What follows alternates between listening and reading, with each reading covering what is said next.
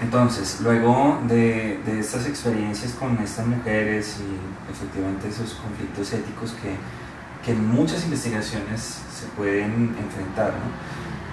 Viene otro aspecto pues, que es ineludible hablar, y es finalmente cuál es la relevancia de la categoría género dentro de tu investigación. Uno diría a priori, pues claro, porque trabajo con mujeres, entonces ya digamos ahí está ya contenida la dimensión de género, pero a mí me interesa que nos cuentes un poquito mejor, bueno, finalmente qué implicaciones tenía el uso de la categoría de género en tu investigación.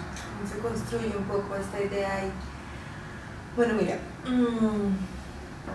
yo arranco haciendo un poco un contraste, voy como a retomar unas cosas teóricas de la investigación para poder llegar a 10.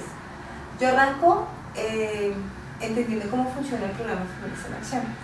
El programa Familias en Acción hace parte de una serie de programas para el desarrollo que surge finales de los 60, principios de los 70, que lo que buscan es esto, atacar la pobreza.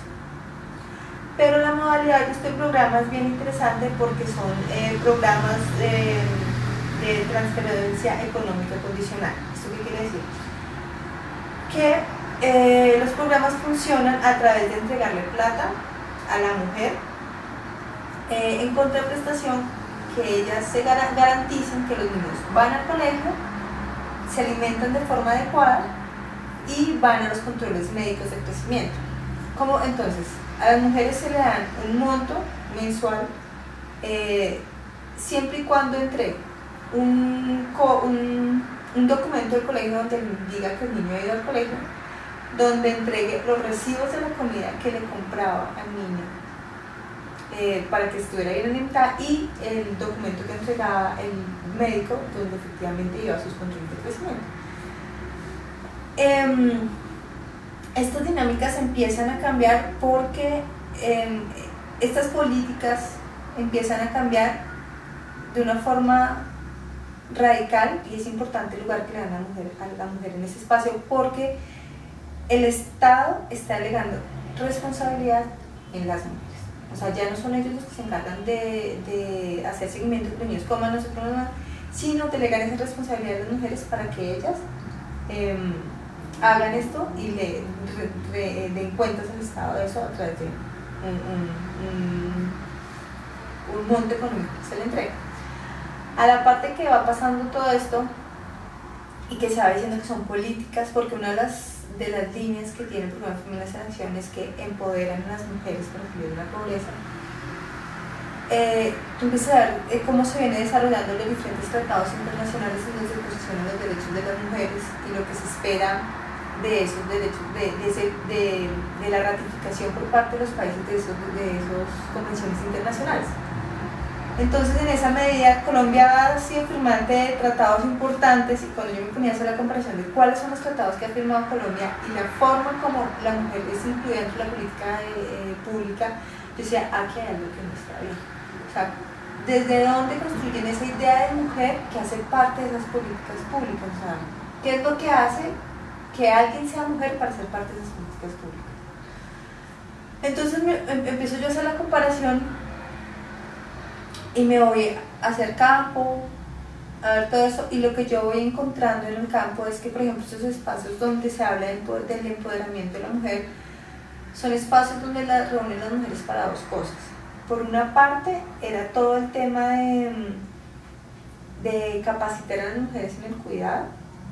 Entonces ya nos da una lectura de cómo se piensa la mujer como cuidadora por excelencia, que es un poco lo que pasa, es reproducir patrones que tradicionalmente se relacionaban a la mujer. Y entonces empiezo yo a pensar, bueno, esto que tiene que ver el cuidado con el empoderamiento de la mujer. Y por otro lado, lo que yo encuentro es que se invita a la mujer a espacios que no son de capacitación a la mujer frente a esos temas, sino son como de recreación. Entonces, que además el tipo de recreación, ¿no? Vamos a ser el reinado de la nueva Familias en Acción.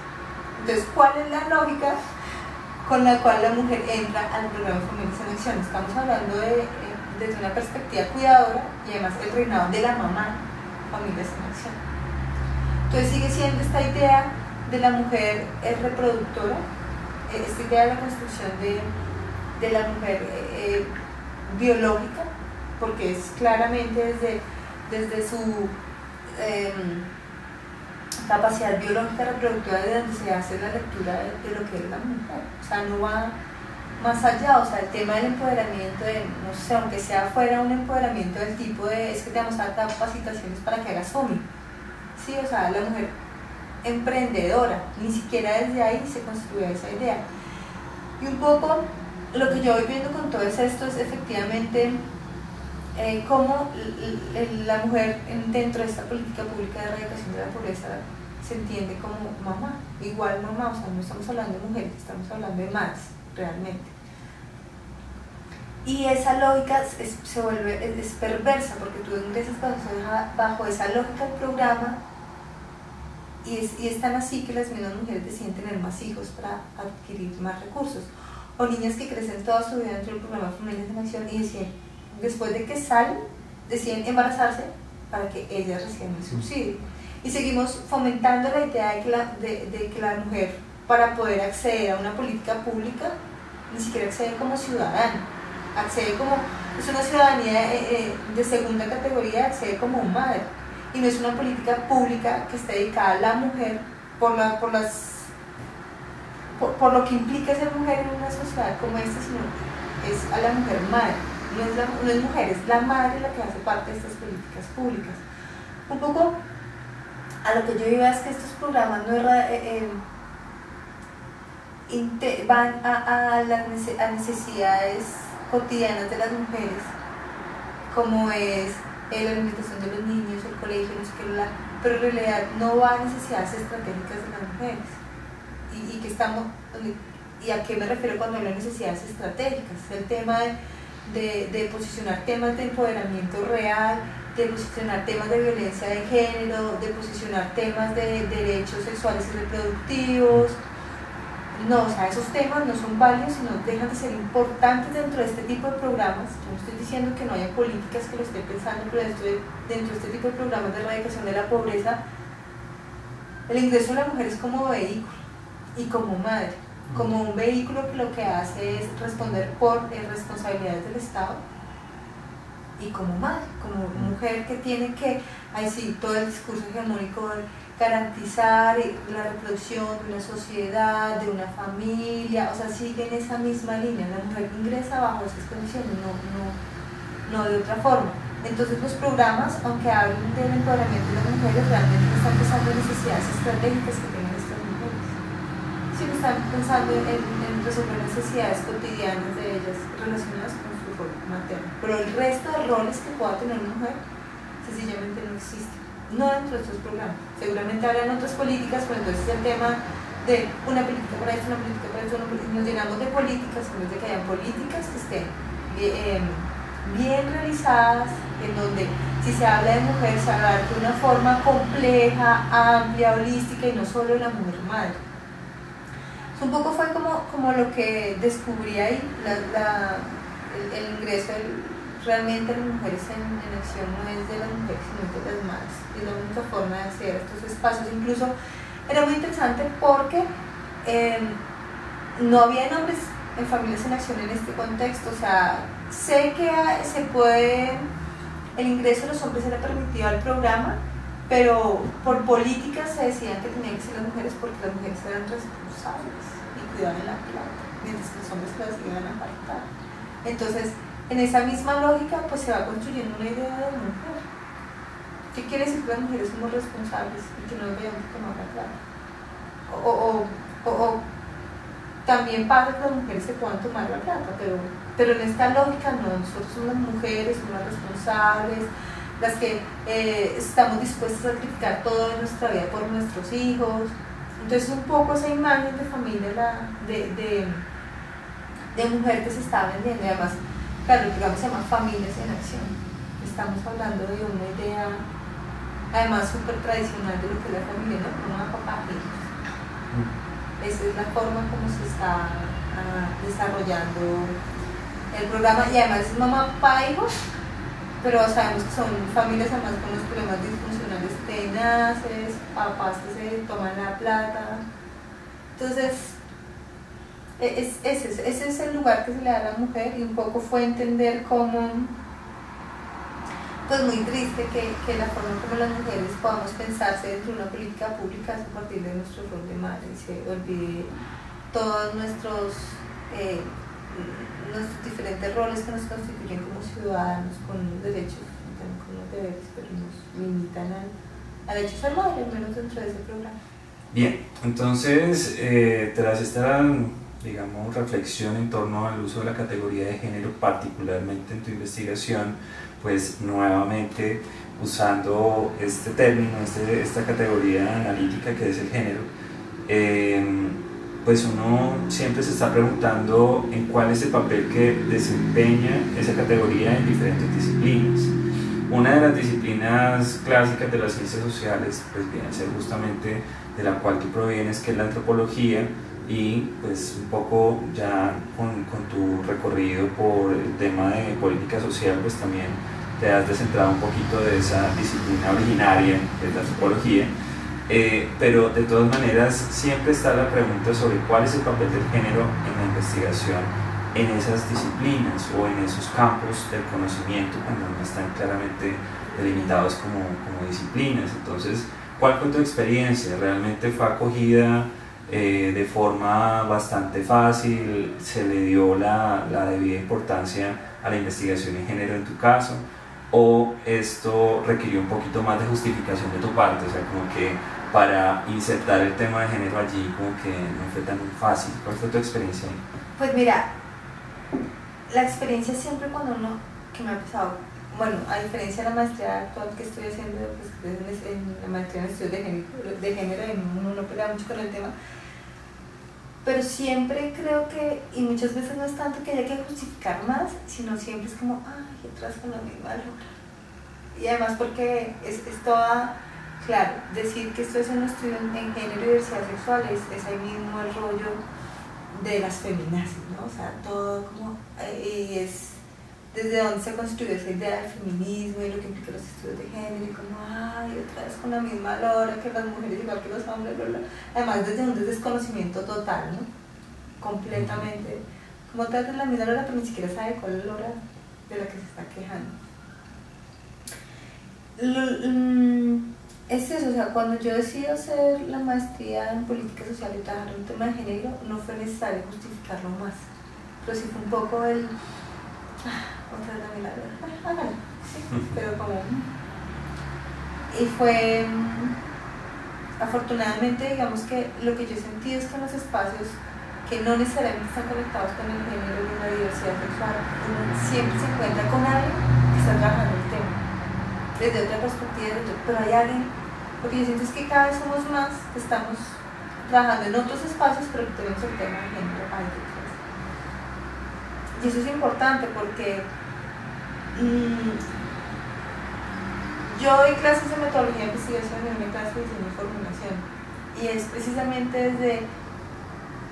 desde la teoría, desde la apuesta de muchas feministas o desde el cuestionamiento que hacen ciertos autores como Donna Haraway sobre la objetividad, que yo me paro para hablar en mis clases sobre investigación, y son temas que solo me las ha dado trasegar por este camino del feminismo y de estos temas, o sea, no de otro lado lo hubiera sacado. Por ejemplo, tener la oportunidad de hablar de la interseccionalidad o de lo que implicó el black feminism en todo esto ha sido súper importante, porque claro, yo no les estoy metiendo el género y la diversidad sexual a mis estudiantes por los ojos, pero son posturas teóricas que a mí me han permitido mostrar la investigación desde otro lado.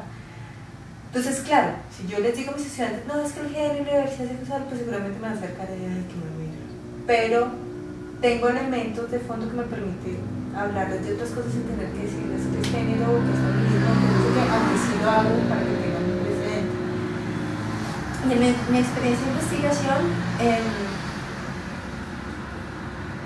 no es fácil trabajar por este camino, pero sí creo que es importante, en especial, y un poco por lo que ha sido mi experiencia de investigación, en cuanto me ha interpelado a mí como sujeto, no como académica, bla, bla, bla, sino en cuanto a mí como Juana, con una idea, con unas perspectivas de mi vida, de mis relaciones de pareja, de mi forma, de mi ser mujer, ha sido súper importante, porque lo que yo siento es que los estudios de género y de diversidad sexual, independientemente del campo en el que estén o sobre el que se esté haciendo la investigación, lo que te permiten a ti es develar cómo se construye la diferencia sexual, cómo se construye la visión sexual del trabajo.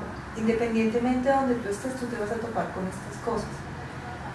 Y ya sea de la antropología, ya sea de la política social, del derecho, siempre te va a permitir, en los estudios de género y diversidad sexual, te van a permitir entender cómo hay un sistema que es subterráneo en todas esas cosas que tú manejas y que está imperando, que está normalizando ciertas cosas, que está regulando ciertas cosas, que está prohibiendo otras cosas. Siempre está ahí. Entonces lo que yo siento es que no es posible hablar como